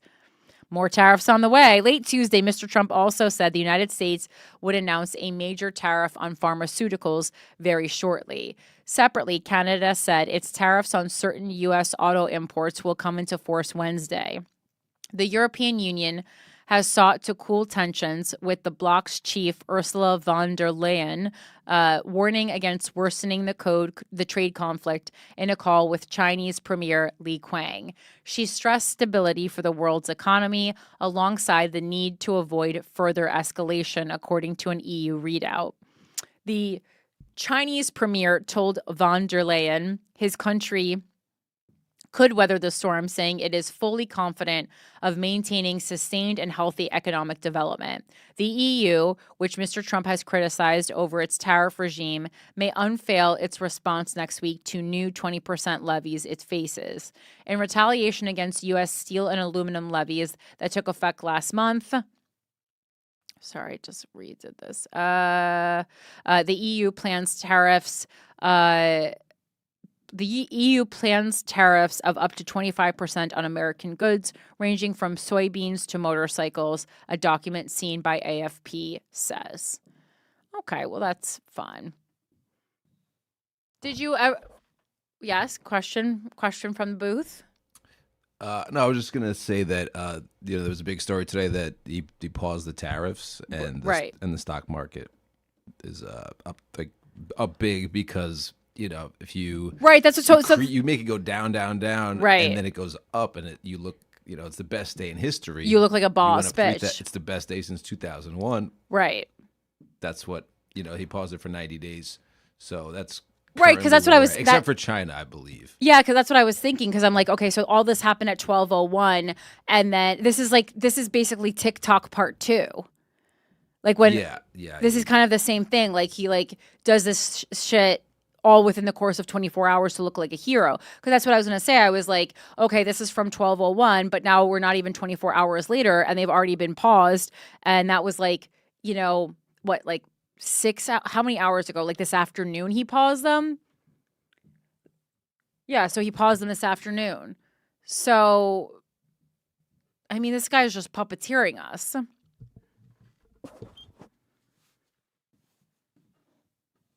I mean, do you think he's doing it to make his friends earn a lot of money? I mean, I don't even know why I'm asking that. Obviously, the question is yes. I mean, if you tell people, hey, if you know what your plan, news is gonna be really bad, and then it's going to be good. That's kind of like insider trading. But it is that. Getting a lot of pressure, and Trump would never do that. He said he was getting a lot of pressure, and the market was freaking out, so he paused it. Yeah, so 6 hours ago. So again, so that's from 12 hours ago. So, or sorry, almost 24 hours ago. And now 6 hours ago, it's Trump announces 90-day pause on reciprocal tariffs with the exception of China. Right.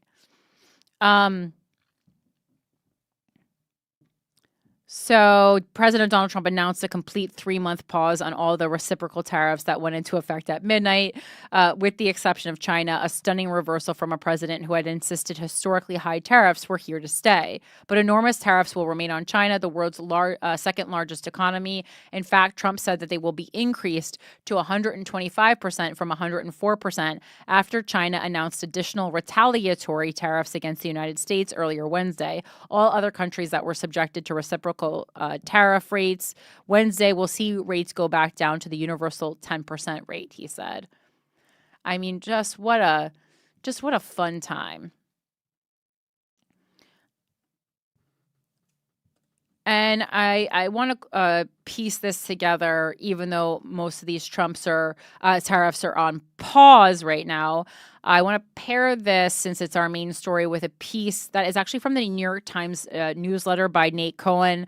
We read a lot of his stuff during the election because he was doing a lot of coverage of the presidential election. This says, for Republicans, tariffs pose a risk like no other. The time after a presidential election can feel like a moment of clarity. The results, after all, are finally in. But over the last 2 decades, the post-election period hasn't offered any clarity at all about the future of American politics. The winning party repeatedly convinces itself it has won a mandate or even a generational advantage. These shell-shocked losers retreat into eternal debate, and then just a few months later, it becomes clear that the next phase of American politics will not be what the winners imagined. This week, the next 2 years of American politics began to come into focus, and it does not look like a MAGA or Republican golden age. The special House elections in Florida and the Supreme Court election in Wisconsin confirmed that Democratic voters were not, in fact, stunned into submission by last November's election. More important, President Trump's sweeping tariffs and the economic downturn that may follow have created enormous political risks for Republicans. In one key respect, the elections on Tuesday were not significant. They do not suggest that Democrats solved any of the problems that cost them the last election. Instead, they mostly reflect the party's advantage among the most highly informed, educated, and civically engaged voters. This advantage has allowed Democrats to excel in low turnout elections throughout the Trump era, which is really interesting as someone who is in the mayor's race, a notoriously low turnout election, even as he made enormous gains among the disaffected and disengaged young, working class, and non-white voters who show up only in presidential elections. Still, Democrats won't have to face many of those disaffected and disengaged voters until 2028. The results last Tuesday thus offer a plausible preview of the next few years of elections, major Democratic victories, including in next year's midterm election. There might not have been anyone marching in pink hats, and congressional Democrats might have been playing dead, but the Democratic special election strength looks just as large as it did in 2017 and 2018 before the so-called blue wave flipped control of the House. Perhaps this shouldn't necessarily be a surprise. It's what happened the last time Mr. Trump won. But it's not what triumphant Republicans or despondent Democrats had in mind in the wake of Mr. Trump's victory, when there was seemingly no resistance to Mr. Trump and the vibe seemed to augur a broad rightward cultural shift. The tariffs announced today, however, introduce a political problem of an entirely different magnitude for Mr. Trump and his party.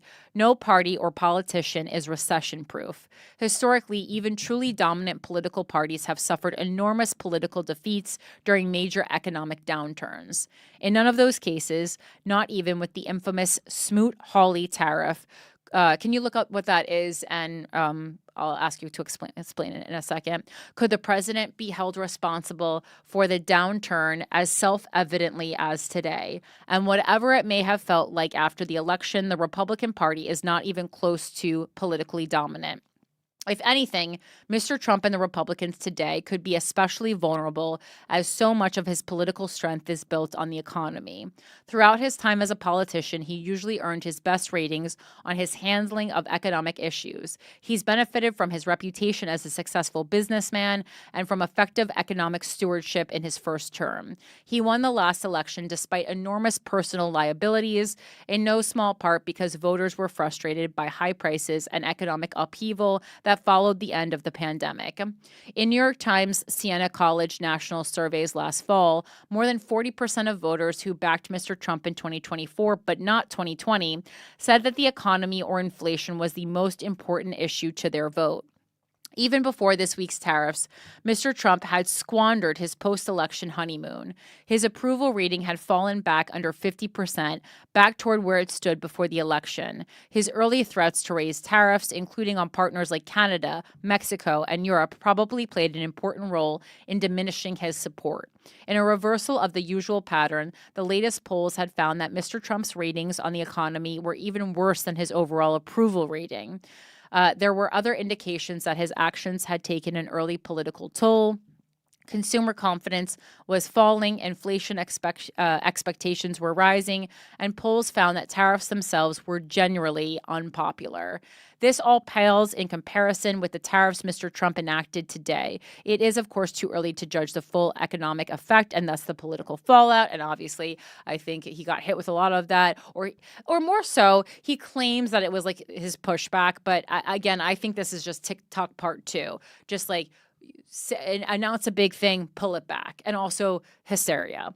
It may even be too soon to know the ultimate Trump tariff policy. For the same reason, many of Mr. Trump's supporters will give the policy a chance. His approval rating might not plunge overnight. But if the tariffs cause a recession and significant price increases, as many economic analysts expect, a plunging approval rating might be only the beginning of his problems. While Mr. Trump may not run for re-election, third-term dreams notwithstanding, I can't even believe that like we're having a conversation about running for a re-election. Many Republicans will be, and many of them were never entirely on board with tariffs in the first place. Already a half a dozen Republican senators have supported legislation to rein in the president's authority to impose tariffs. This is nowhere near enough to overcome a presidential veto, but it is an unusual level of Republican opposition to Mr. Trump, and the time for opposition to build is nowhere near over. If the economic fallout is bad enough, the dissatisfaction with the Trump administration could combine with the long-standing Democratic turnout advantage to make seemingly safe Republican states in 2026, think Kansas, Iowa, and Texas, look plausibly competitive, perhaps even along with control of the Senate. Congressional Republicans' continued support or acquiescence to Mr. Trump, whether on tariffs or his other excesses, could be in jeopardy. For now, all of these potentially extraordinary developments are in the distant future. They are not necessarily likely either, but as Mr. Trump's second term takes shape, it increasingly seems clear that the golden age augured by the post-election vibes are even less likely still. And now are you going to school us on this Smoot-Hawley tariff? I'm familiar with it, but I can't like off the top of my head say I know what it is. I heard of it. Basically, it was a law signed in 1930 by President Herbert Hoover in an attempt to protect from the Great Depression, where he raised import duties on over 20,000 goods, but it ultimately led to retaliatory tariffs from other countries and worsened the economic crisis. Bing, fun. Okay, amazing. Thank you. All right. Let me see. We're gonna wrap it up with like one or two more. Let me get to this monitoring for anti-Semitism one. This one's a little cray-cray. This is from NPR. Oh no. Sorry, this is the time when you don't know this, AJ, but there's a time during every show when and it only happens here when my whole computer freezes. It's the viewers, they say it's their favorite part of the show. I don't think it is though. That's just something I made up. Damn it. All right. Oh, I also have a lot of windows open like a crazy person. Oh my God. I'm like an old man. 15 windows open. Why is my response on my computer not fast? Well, I think maybe we know the answer. You did get super chats from a few people. Wow. Are they just so happy that Mike's not here? They're going to Mike, though. They said it's not for me. Shout out to Diggy Soze and Lola for the super chats. Oh, well, you guys have to specify when the super chats are going to Mike, because otherwise they just go into my bank account. So if previous weeks they were supposed to go to him, you got to let me know that. I have Mike on top of that usually. How much is it? Like $5? You don't know? I think we're at about $7. Okay, because just like keep tabs because I gotta. But it's not going to. I mean, I guess so. I'm just gonna Zelle Mike $7 for not showing up today. for being on vacation in Nashville. I'll allow it. It's his honeymoon, I guess. The message from Diggy earlier was liberals are centrists. They are not on the left. I mean, to a certain extent, I mean, I agree about that. Some are like that many Democrats are just diet Republicans. I've been saying that on the show for a long time, but I don't think that I certainly know many liberals who are not. Or is his implication that to be fully like that left, like that Democrats are centrists, and then to be really left, you have to be a socialist? Is that his implication? Lola clarifies that the $2 was for me. So thank you, Lola. Sorry for the mix-up. It's for AJ? Okay. Mm-mm. All right. Let's try anti-Semitism again. Not as a concept. All right. So this is from NPR. U.S. says it is now monitoring immigrants' social media for anti-Semitism. Well, we knew this was coming. U.S. Citizenship and Immigration Services has announced it will begin screening immigrants' social media for evidence of anti-Semitic activity as grounds for denying immigration benefit requests. The screenings will affect people applying for permanent residence status as well as foreigners affiliated with educational institutions. The policy will go into effect immediately.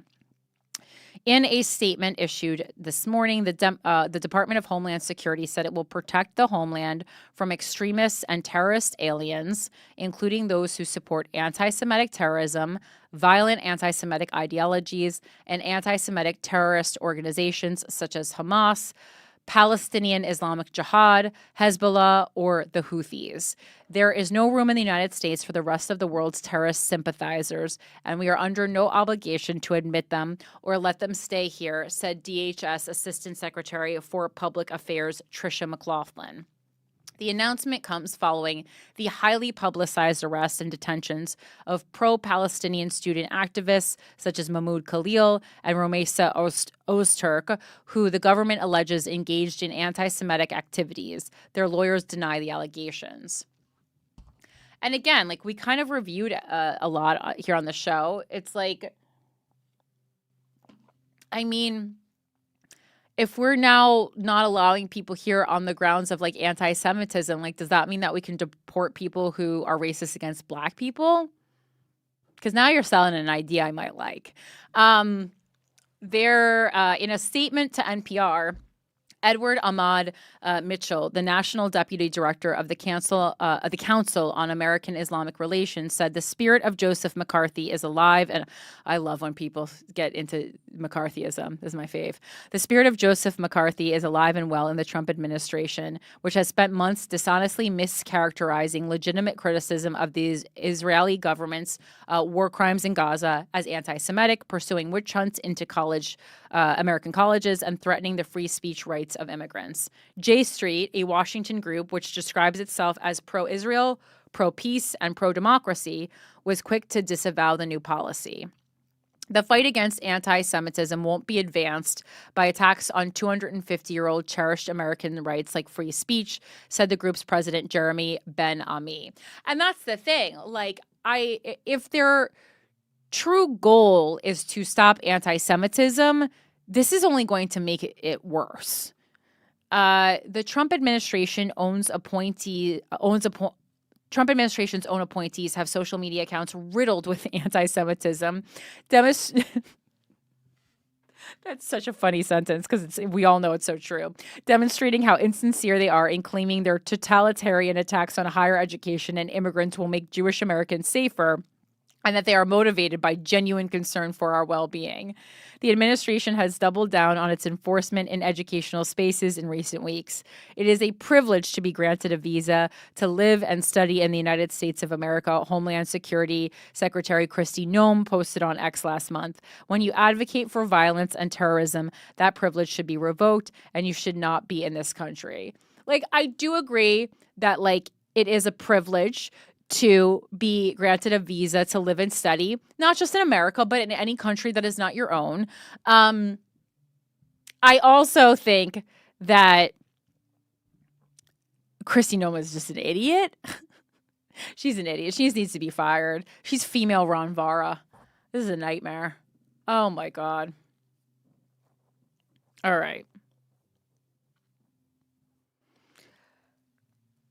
How do I want to round out this episode? There's one more super chat. I've been missing the chat, but it's from Lola once again. She says, Harrington shockingly better than AJ. Well, at what? She likes that he occasionally will debate you and push back. Oh, well, yeah. I mean, you're not allowed. This is like you're filling in for one show. And also so these are all the Republicans in the super chat. See, Republicans are more generous. Oh, and Lola said that she meant that the $2 was for you, not for me. Oh, okay. Well, that's nice. Thank you. All right. Let's see. Well, yeah, I mean, Mike and we do this show together. We're not just having anyone willy-nilly getting involved in the show. Let's see. I think I want to end on this one that I titled "Fun." It's not fun at all, though. Sorry. This is from last week, but it's from The Hill. HHS fires entire staff of program that helps low-income people afford heat and air conditioning. You might have seen Bernie Sanders pointed out this article, and he just posted like a headline. I think it was not from The Hill, though. He posted a headline, I think maybe from the same kind of story covered in the New York Times, and then I looked it up to do some additional reading on it. The Department of Health and Human Services has fired all of their workers in its program that seeks to help low-income Americans pay their energy bills. Everyone who had been working on the low-income home energy assistance program, LEHEAP, was let go on Tuesday, according to now former employee Andrew Germain. Every single federal staff member that worked on LEHEAP was let go, so there are no federal staff members left to work on the program, Germain told The Hill. He said that prior to both probationary cuts and the latest round of firings, there had been about 15 people working on LEHEAP. The program doles out funds to states, which in turn use the money to help people pay to heat and cool their homes and prevent utilities from shutting off the air or heat. According to, this is people can die. And again, because I just did a forum on environmental justice, it is always low-income communities that are experiencing the most heat-related deaths. And as the climate warms, we are actually seeing heat-related deaths more and more. In New York City alone, we face 350 heat-related deaths a year. That's wild. I don't think anyone's even thinking about this. According to, obviously some people are thinking about it, but I don't think this is a thing that people are broadly thinking about, is my point. According to Germain, all of the staff who worked on social services block grants, which help states and territories pay for social services that protect people, including children, from neglect and abuse, were also let go.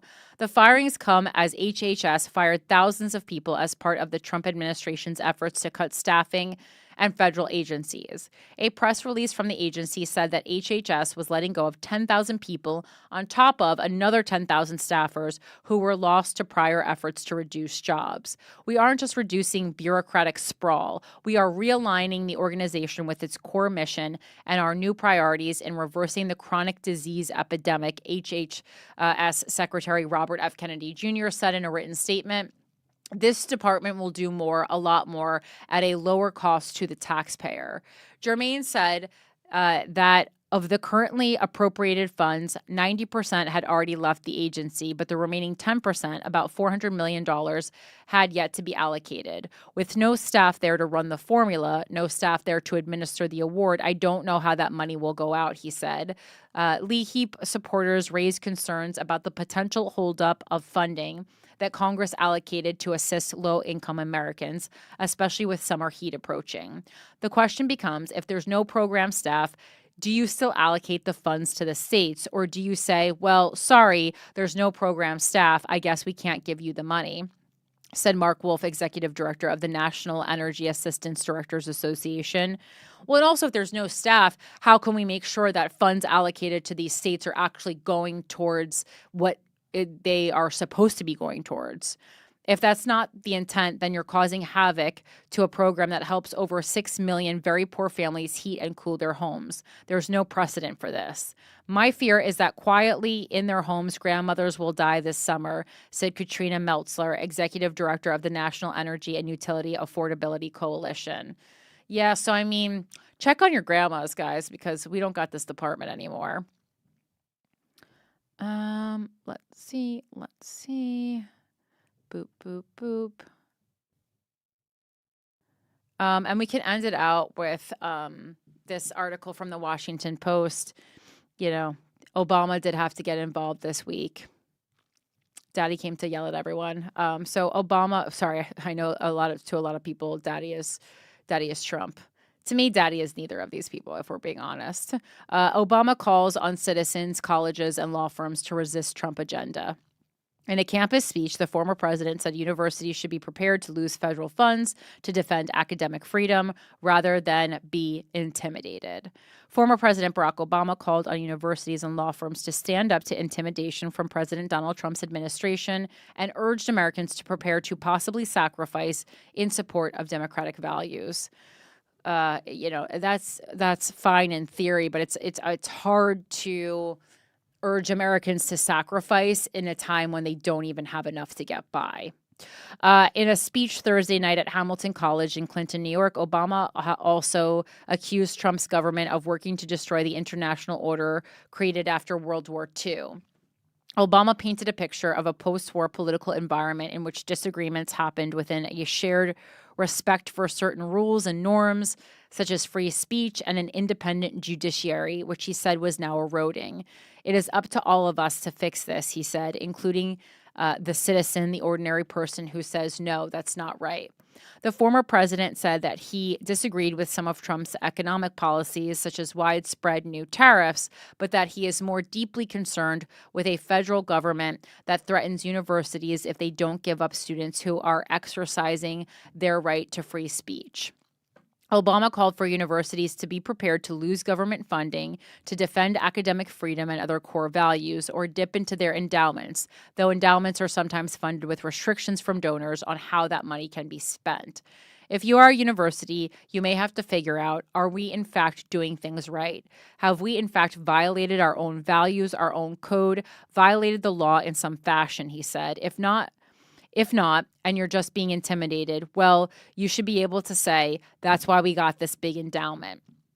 The Trump administration last month stripped $400 million in federal grants and funding from Columbia University. The administration said it may reinstitute the money after Columbia made policy changes related to last year's pro-Palestinian campus protests, such as bringing in new security officers with arrest powers, banning protests in academic buildings, and reviewing educational programs that focus on the Middle East. The federal government is also reviewing billions in federal funding to Harvard University and has paused grants to Princeton University.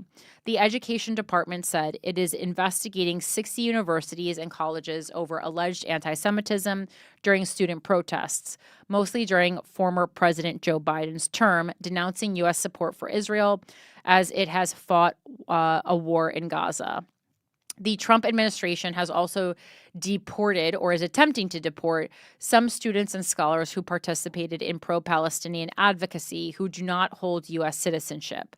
The Education Department has demanded that some schools hand over names and nationalities of students suspected of anti-Semitism, a highly unusual step in civil rights investigations.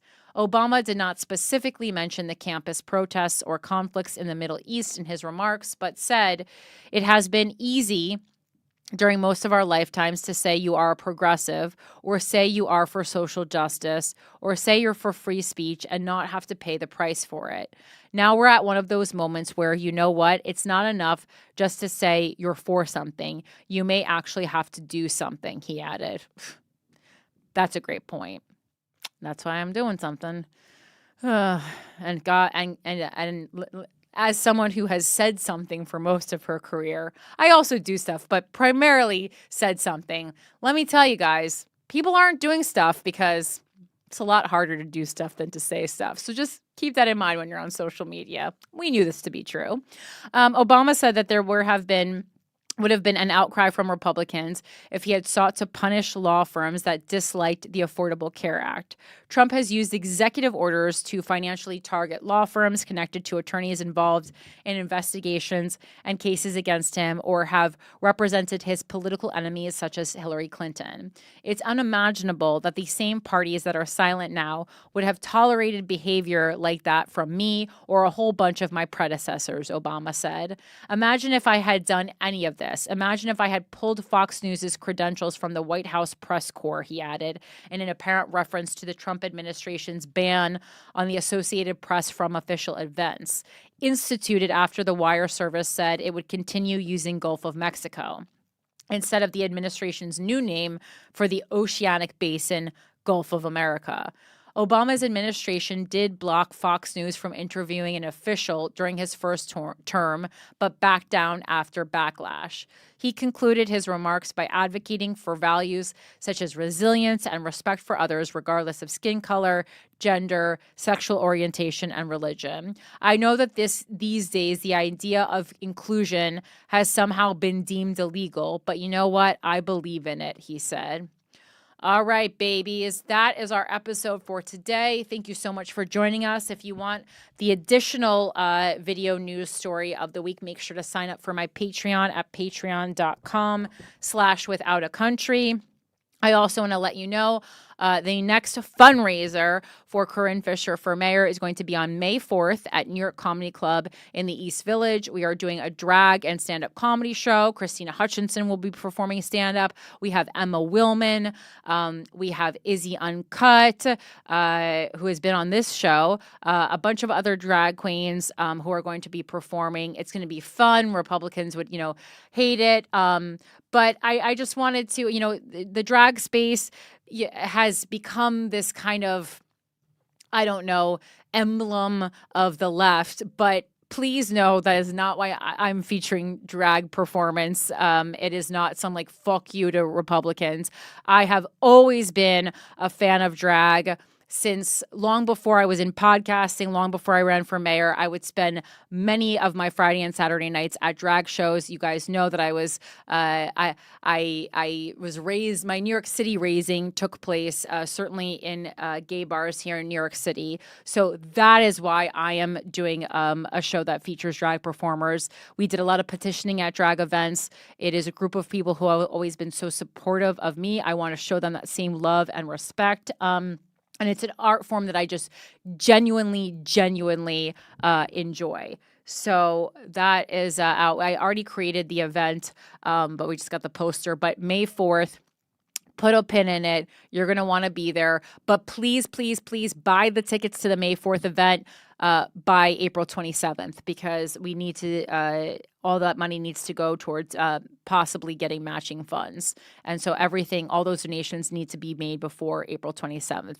If you're a New York resident listening, please, by April 27th, make a donation of $10 or more to my campaign at CorinneFisher.com. Click that donate button. And then obviously, if you're not a New York resident, you can make a donation at any time through the remainder of the campaign, but your contributions matter so much.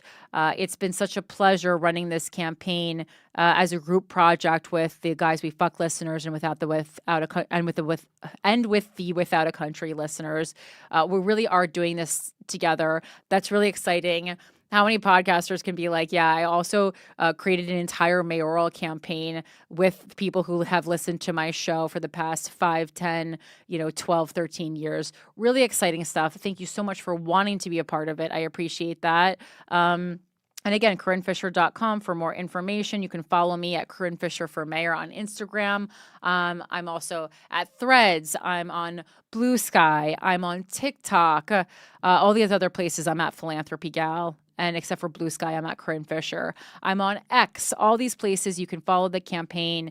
You can get information, donate. Again, CorinneFisher.com. Thank you very much. And is there anything that you need to promote, AJ? No. Smoke weed every day. Peace out. Pretty much, yeah. All right. Well, thank you so much for being the sit-in producer, the fill-in producer. There were a couple super chats. I want to read them real quick. So many super chats today. Maybe Mike is just not reading them to me most weeks. There was $2 from Lola. She loved the phrase willy-nilly. Okay, I do love willy-nilly. And Diggy Soze says, I'm leftist. Republicans and Democrats are both silly AF. Just got to get that in. I don't disagree. Love that. Remember, guys. Everything's fine. Everything's fine, okay? Everything's okay. Everything's just wonderful. We don't need to get hysterical. We can handle this. We can handle tough things. And I don't mean like they're out of the flavor of drink that you like at Starbucks. I mean like actually tough things. We can do this. All right, guys? And remember, those of us who whose rights are not directly being attacked right now, it's really our moment to step up and to help people who are directly under attack right now. Don't wait until you're under attack. Okay? Love ya. Bye. Thank you so much. Peace.